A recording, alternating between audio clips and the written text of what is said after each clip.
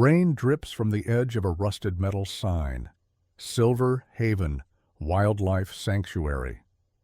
Just beyond it, a figure darts through the trees. A deep grunt cuts through the night. The boy freezes. A security light buzzes overhead, but it's the sound of his own breathing that betrays him now. Mason, 16, soaked and shaking, crouches low behind a row of trash bins. In his hand, bolt cutters. He's already snipped the broken gate, already crossed the line. He checks his phone again. One word lights up the screen. Worse. It's from his aunt. His sister's condition is deteriorating, and the hospital won't release the meds without insurance. He steels himself and slips into the side corridor of the vet building. He's memorized the layout. On a laminated map from a school trip years ago, the medical fridge was here, just beyond the labs. Mason pulls open a door and enters. The chill hits him instantly. Rows of cabinets, a humming fridge. He finds it. His fingers shake as he opens it, reaching past vials and labels. His eyes scan. There! Injectable primazole, primate use. That's the one. It's an antibiotic strong enough for a 200-pound silverback. More than enough for a child. He stuffs the vial into his coat, turns, and the lights go out. For a second, everything is black. Then, thud. Heavy. Rhythmic. Like something walking. A shadow moves in the hallway. Another grunt, louder now. Mason backs into the far corner. His breath catches. He reaches for his flashlight, but it slips from his pocket and clatters across the floor. The sound echoes. Something steps into the doorway, massive, towering. Two deep-set eyes reflect the dim red emergency light. A broad chest heaves with slow, calculated breath. Then, movement. The gorilla charges. Mason stumbles, slips, tries to scream, but no sound comes out. The silverback closes the distance in 2 strides and slams him against the concrete wall, one massive hand pinning his chest. The room stills. Rain ticks against the metal siding. Mason's eyes are wide, staring into the face of death, but the gorilla doesn't roar, doesn't strike. He just breathes, heavy, calm. His eyes scan the boy's face, then drift down to the bulge in his coat. The medicine. Mason barely dares to move. His arms hang limp. The animal's hand keeps him frozen, pressed to the wall like an insect beneath glass. Footsteps echo outside. Security. A voice shouts, "We've got motion near the lab. Go, go." But the gorilla doesn't react. He simply keeps Mason there, not hurting him, not letting him go. Mason's heart races. His lips tremble. He doesn't know if this creature is about to rip him apart, or if it just saved him from something worse. A flicker of memory hits him, a glass wall, a giant hand, and a feeling he hasn't felt in years. Safe. The sirens don't stop. Bright beams cut through the hallway as 2 sanctuary rangers charge into the building, tranquilizer rifles raised. "Step back! Step back!" But Mason can't move, and Kumo isn't letting go. The gorilla's massive hand is still pressed firmly against Mason's chest, holding him to the wall with just enough force to say, "Don't run," but not enough to hurt. Not yet.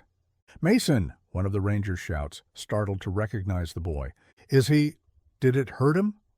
"No," says the other, eyes narrowing. "He's not attacking." Kumo's eyes flick toward the newcomers. His nostrils flare. He lets out a low rumble, not aggressive, but unmistakably protective. The rangers freeze, hands trembling on the triggers.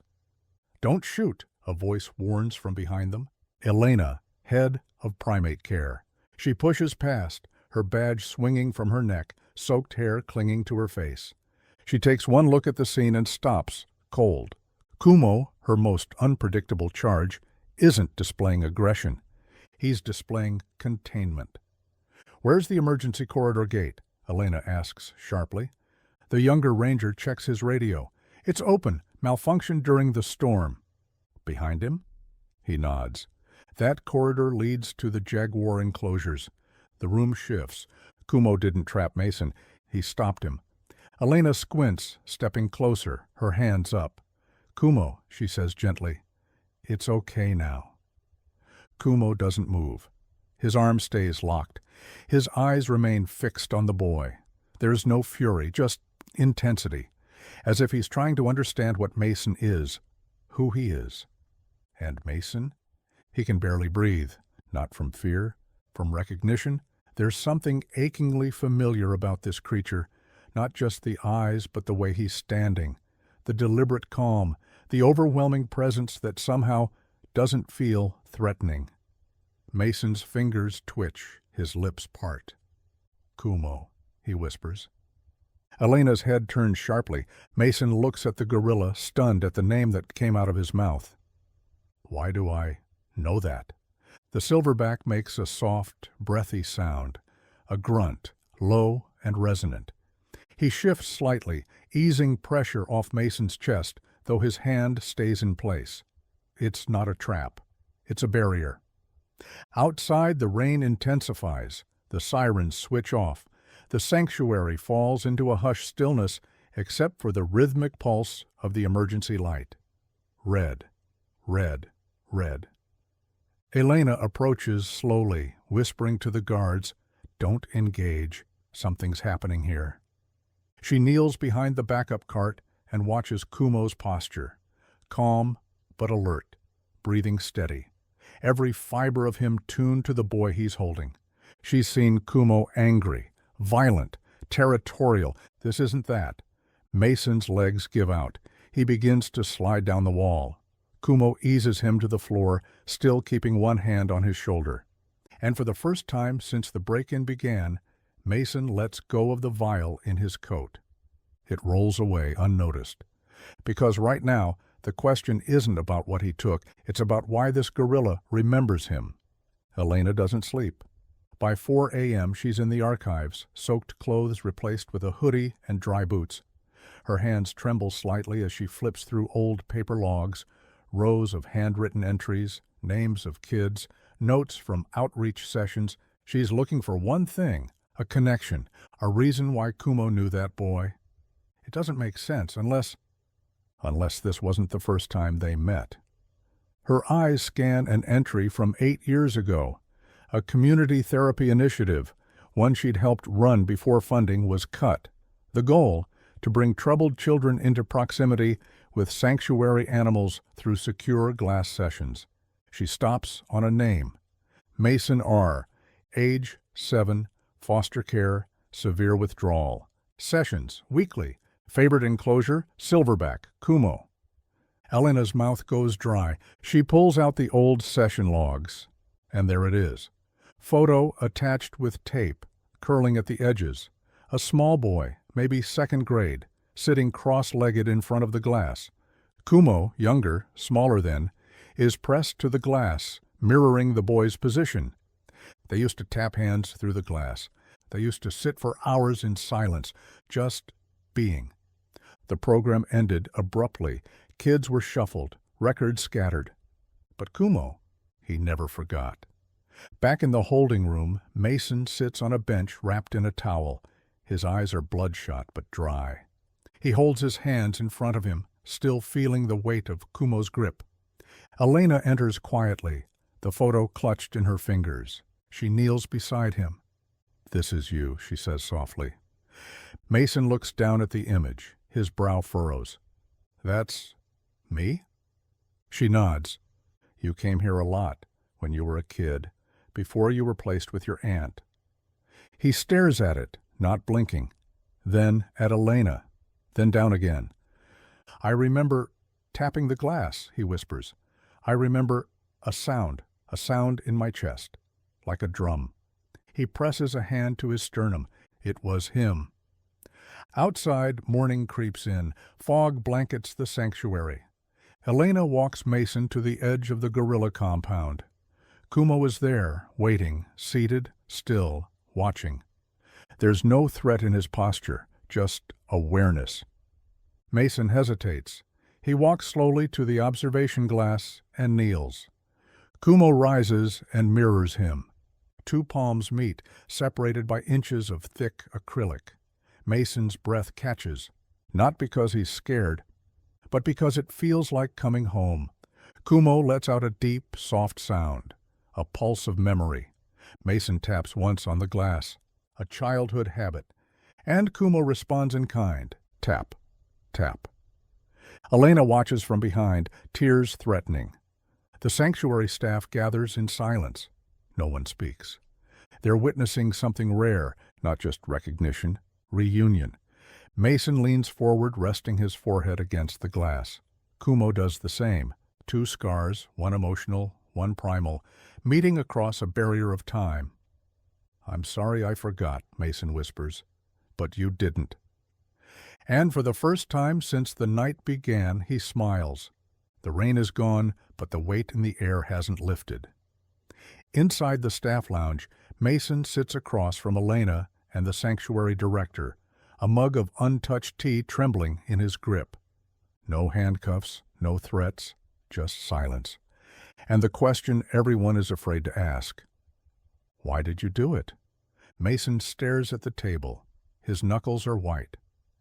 "I didn't mean to hurt anyone," he starts, voice barely above a whisper. "I wasn't trying to steal for me." He takes a breath, a hard one. "It's my sister, Riley. She's 9. Got pneumonia 2 weeks ago. Doctors say it's resistant. She's allergic to most antibiotics. But this one, Primazole, works."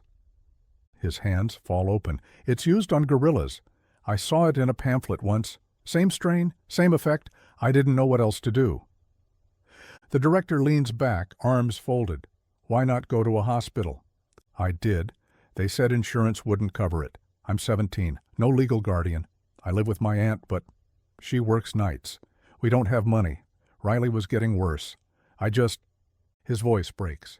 "I couldn't let her die." Elena says nothing for a long moment. Then finally, "You remembered Kumo last night?" Mason nods slowly.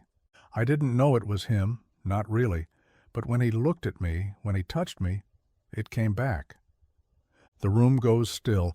The director exchanges a look with Elena, then stands. He walks to the file cabinet and pulls out a form. "What I should do," he says, "is call the police. Press charges for breaking and entering, attempted theft of controlled substances." Mason doesn't argue, he doesn't plead. He just lowers his head. But then the man tears the form in half. "I'm not going to do that." Mason blinks. "You're not?" Elena leans forward. "Sometimes," she says, "we think second chances are only for animals. But people need them too." Outside, the sun peeks through clouds, casting gold across the gorilla compound. Kumo sits atop a rock, unmoving, watching. Mason walks to the fence, vial of medicine now properly packaged and sealed, authorized for release with the sanctuary's approval. He holds it in his hands, then glances up. Kumo rises. For a moment, neither moves. Then Mason whispers, "Thank you." Kumo doesn't make a sound, but his eyes soften, and in that second, Mason swears he sees it again, recognition, not of a boy, but of the boy he once knew. As Mason leaves, staff gather in the courtyard. Some smile, some don't, but none stop him. Back inside, Elena watches him go, heart tight in her chest. "We could have lost him," one ranger says. "No," she replies. "We'd already lost him once. Kumo just brought him back." It's been 2 weeks. The sanctuary is quiet, warm, alive. Staff walks slower now, more watchful, more reverent. Word has spread. Not about the break-in, about the bond. Mason returns with a backpack, a clean shirt, and a signed volunteer waiver in his hand. Elena meets him at the front gate. "You showed up," she says. "I said I would." She nods once and hands him a broom. "Start in the chimp house. After that, gorilla prep." He grins. "I was hoping you'd say that." The days blur. Mason scrubs windows, unloads hay, prepares feed bowls. He learns about heat maps and feeding cycles. He listens. He works. He stays. The other keepers keep their distance at first, but they watch him. How he moves through the corridors, how he lingers near Kumo's enclosure, how he waits for the gorilla to appear, never tapping, never calling out. One morning, Kumo does. It's early. Mist still clings to the treetops. Mason is wiping the outer plexiglass of the observation deck. A shadow shifts behind him. He turns. Kumo is there, standing, watching. Mason lowers the rag, moves to the glass. Kumo mirrors him. They don't touch this time.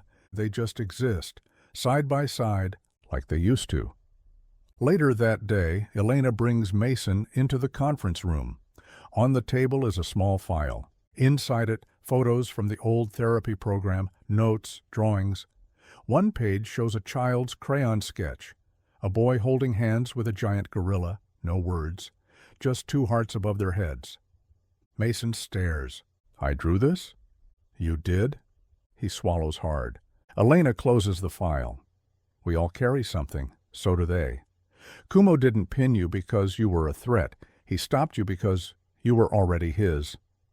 Mason nods slowly, tears in his eyes.